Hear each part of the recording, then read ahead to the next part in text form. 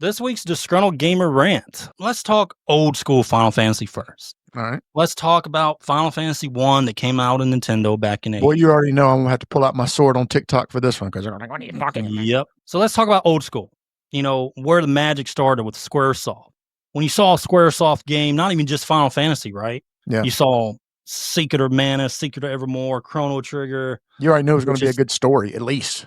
You knew when it had a SquareSoft tag on it, on that game, after playing like, you know, the first two Final Fantasies, whatever, you knew when you saw SquareSoft, it was going to be a banger. Yeah. It was a must buy, really. I've never seen a run of games from from a studio ever like SquareSoft in the 90s. Never. Yeah. But then came something that happened, what was it, late 90s or early 2000s, right? Something like the that. The merger. Yeah. Then something came.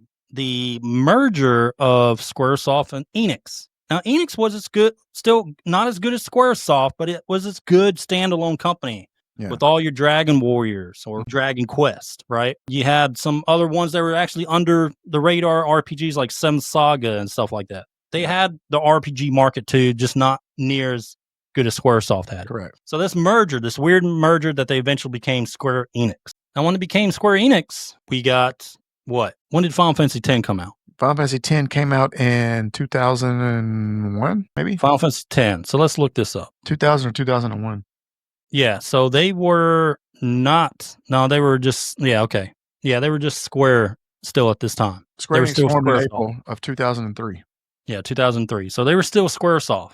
Final Fantasy X, though, to me, Final Fantasy X was kind of like the beginning decline, in my opinion, of Final Fantasies. I didn't really like it. Well, they got away from their main formula, and they tried to, because it came out on the PS2, so they tried to make it they tried to take advantage of all the capabilities of the PS2, which is fine, which is not awful. It's just, doing that, it lacked a lot. It's like they put more into the graphics than they did into the story and gameplay. Yeah. And then after that, then eventually, I guess they became Square Enix after Final Fantasy X, and they produced Final Fantasy XI, which was your first online Final Fantasy. And you didn't play that. I played it. You played the hell out of it, actually. Yeah, I played that a lot. I mean, that was okay. I mean, it's the first online Final Fantasy. For what they did, I thought it was okay. Wasn't as good as 14, of course. 14 is the exception, I would say. Beginning, up until Shadowbringers, I would say, or Endwalker maybe. There's some good things about Endwalker, I would say. But Final Fantasy 11, it was good. I liked how the Dragoon class was, where you could once you did a special, you had a pet dragon that kind of flew above you. And every time you did a special skill, the dragon would attack and stuff. I thought it was kind of cool concept for a Dragoon. In Final Fantasy. But anyway, so Final Fantasy 11 came on, but then we had Final Fantasy 12, which introduced they took Final Fantasy. You forgot in 2003, their first game under Square Enix label was 10-2 in 2003, which I didn't like the first one, so why would I play the second one? You were talking about that Charlie's Angels one.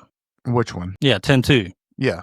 Yeah, the one with the... Yeah, exactly. That is all the women from the first 10. Yeah, 10-2, I played it. I didn't like it. I mean, the combat you're sexist. You're sexist. No, it has nothing to do with that. The combat was good, but it was just not interesting. Lulu was the only best female character in that game. Sorry. Oh, yeah? But so 10-2 wasn't that good, in my personal opinion. No. But then you had, but back to 11, they tried the online format. It was okay. It was an okay game. It wasn't like anything special, I don't think. I played quite a bit of it. I didn't play any of the expansions, but I played the first release of it for a while, for a few months, and I enjoyed it a little bit. But then we had 12 was okay. It was good. It introduced you to, they were trying to take like Final Fantasy 11 online combat and mix it into this gambit system in Final Fantasy 12. And it was just kind of weird. It threw people off that were looking for the next mainline Final Fantasy game. Correct. The combat was a good throw off for a lot of people, but the story was good. I thought it was a decent Final Fantasy. They had, God, I hate her. She's like the worst. One of the worst characters ever made. God, man. But then they go on to 13. Yeah, I don't know what they were smoking then. Which you played Lightning, the main character. But 13, we had a top 10 list of like the top 10 worst RPG characters of all time. 13 had like a ton of them. 5 of our top 10.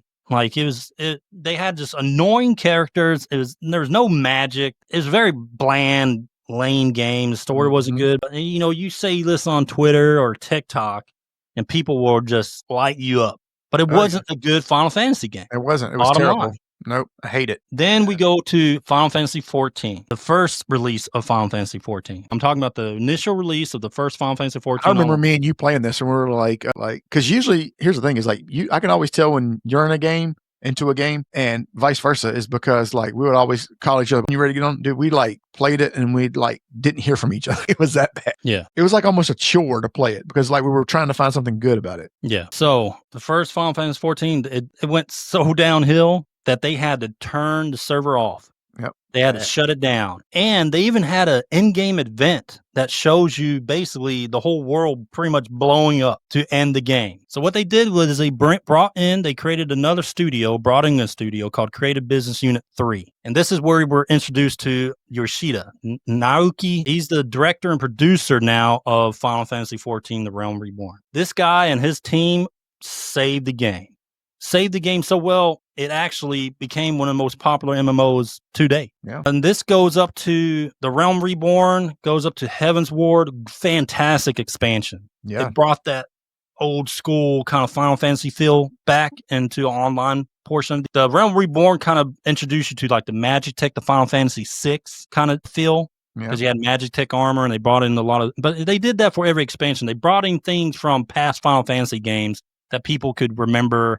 Even games like Final Fantasy Tactics, they brought that into like special raids and stuff like that. So they brought a lot of the world of Final Fantasy into 14. They had the, Endwalker. But the newest portion, the newest expansion, which is a failure to a lot of people's eyes, is Dawntrail. They introduced a stupid main character no one kind of liked. Forget the character's name, but they didn't like the character. The story fell flat. So I'm not sure what they're doing or what they tried to do right there. Like, where is Final Fantasy XIV going to go from there? I hate the fact that you have to play, unless you buy to skip all that stuff, you have to play every expansion. But here's the problem with that. You play every expansion, but it's like 100% EXP servers or whatever. You know what I mean? For new players. So you'll be like level 40, but you're still on quest 20, level 20. You know what I mean? And it just drags, man. Like man, I hate it. And they haven't fixed that also. Like you have to, it's to advance like fast, it's hidden behind a paywall. Yeah. Like you have to buy the items to progress you fast through that story. Yeah. And each campaign, really, or each main expansion. They hid it behind a paywall. I think I understand the money thing, but man, you're losing. I think you're going to lose. You lose players that like that one, man. Playing The Realm Reborn. The Realm Reborn is a 10 years ago expansion. You know what I mean? It's not up to date mechanics and stuff like that. So you really, they got to fix it. They got to make that free or something. Correct. Heaven's Ward. Honestly, that's a great expansion. Like that's an expansion that I would play again.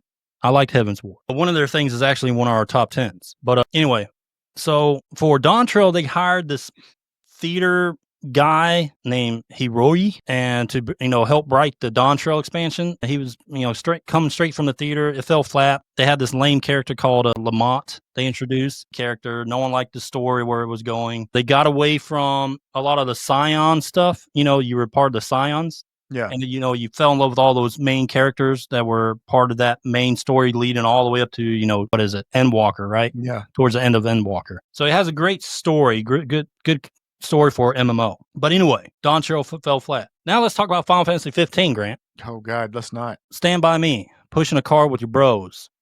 It was just like, first off, all the characters, the game would just, I didn't like any of the characters really. Maybe Gladius or whatever the guy's name is, he was all right. Yeah. I didn't like the main character. I didn't like how at the end of the game, technically you just die. Like he went banished for a while. You come back and the whole world's overran. Then he goes straight to the main city that you started off with. And you go there and you beat the bad guy, and then he just sits on the throne and dies or some shit. Yeah. Joins his love or something. It's stupid. Dumb. And then they did this stupid fucking DLCs. Yeah, that you play in these new episodes with your companions, but they're episodes about your companions, like throwing their backstory in and all that stuff. Stupid. Like, give me a DLC where I can continue my game and continue the story. Maybe you bring the main character back alive, or don't change the shitty ending for the game, or give me something. All right, if you're going to give me a DLC, I don't want to play those guys. It's just dumb. Yeah. Like they were not interesting to play. The whole thing fell flat. And then they added that little online thing, like you could create a character and play online. I don't know what they were thinking with that game. Like that game was just, man, I hated that game. Listen, there is a movie that came out before the game came out called King's Club. Yeah. I think it was called King. Yeah. Something like that. Yeah. The movie looked great. The movie was fantastic. Yeah. I thought the movie was awesome. The main character in the movie was awesome, but he dies at the end. And you don't even play him. You don't even see him in the new game. But they set it up with the promotion like, oh man, this game's going to be awesome. If it's like the movie and, the story and all that, no, it just fell flat. Like, okay. And also, do you remember the demo for this game? Like, it wouldn't even look nothing like the game. It was like, you're like this little short, you like shrunk down and you're like running through like collecting dots and stuff. Like, do you remember that? Like, it was like the weirdest thing.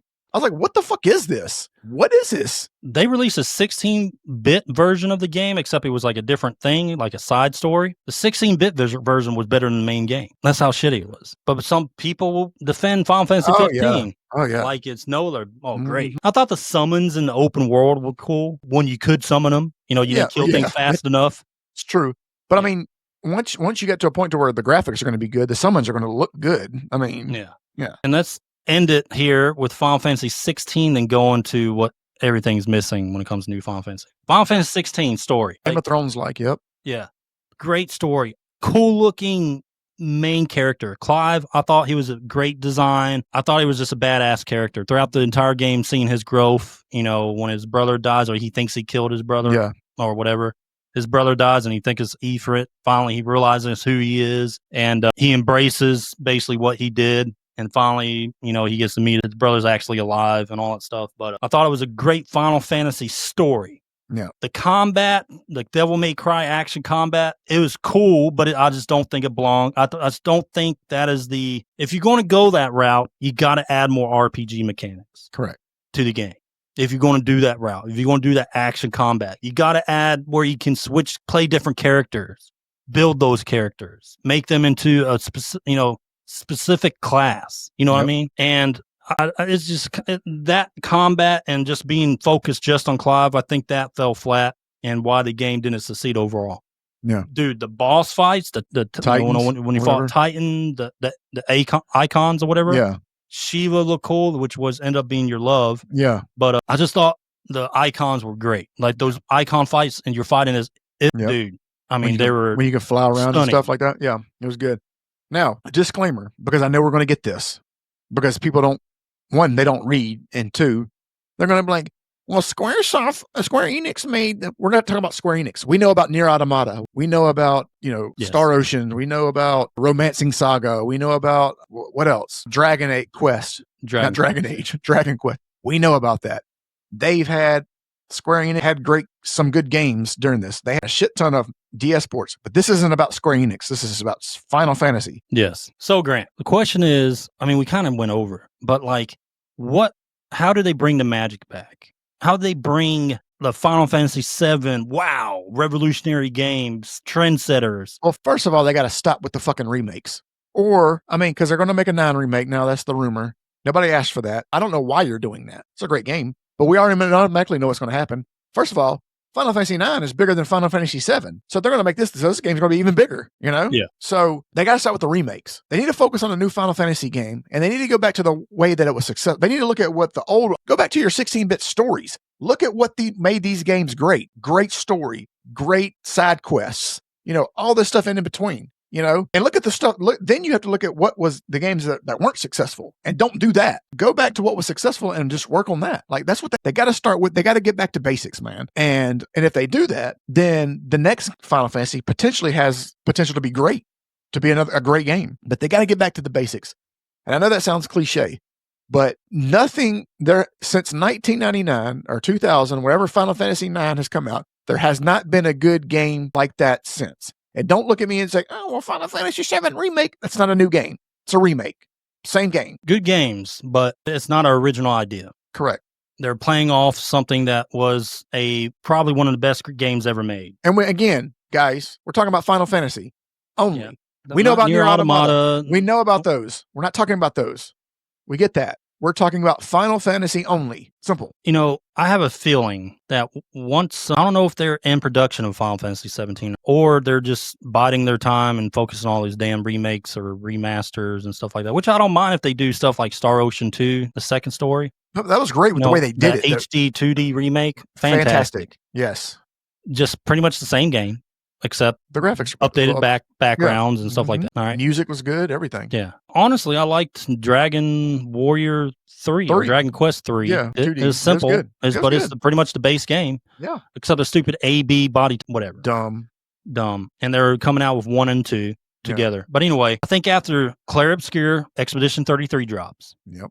And they're showing next gen turn-based combat to almost the point what we've seen gameplay wise, they mastered it. Yep.